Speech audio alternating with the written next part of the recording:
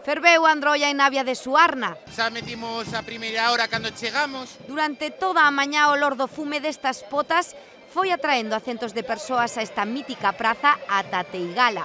Sobre unhas 22 androllas por bota.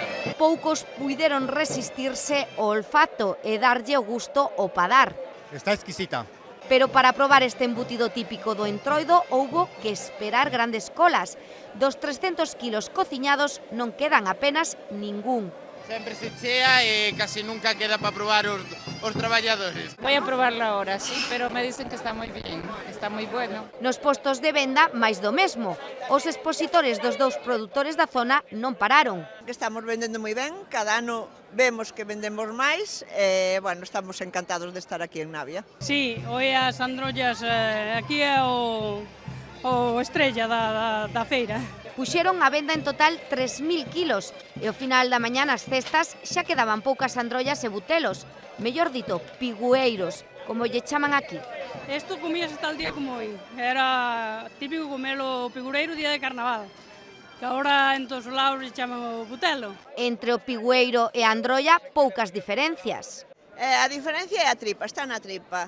O de dentro é o mesmo, leva costilla con uns poucos de collos e adobados con sal, pimentón e allo, nada máis. A mí es igual. A mí me gustan las dos. Pero aquí, todos os piropos, levaos ela. Está estupendísima. Está un poquinho picante que o propio está estupendo. Nesta zona é a mellor carne que hai en todo Galicia, porque é propia é feita nas casas, e sabe moi ben, e é saludable, e é moi boa. Yo llevo androllas, llevo uns pastelitos, típico de aquí. En Navia de Suarna, porque é nestas datas de Entroido cando esta vila da montaña lucense recibe máis visitantes.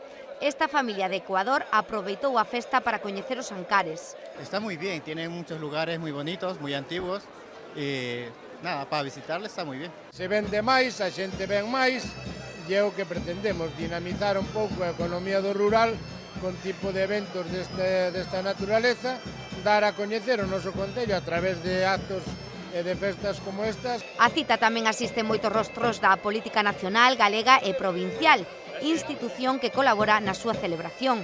Desde a Diputación creo que está facendo un traballo importante, colaborando con todos os concellos para exaltar uns produtos tan típicos como neste caso a androlla en Navia, como foi a Antogrelo en Abadín e como ao largo do ano son as diferentes festas gastronómicas que se fan ao largo da nosa provincia. Un pouco de viño e música co grupo Folqueada de Lugo para acompañar a unha edición, a 29ª, que destacou polo bo tempo e a boa saúde da que goza esta cita gastronómica, todo un referente na provincia de Lugo nestas datas festivas.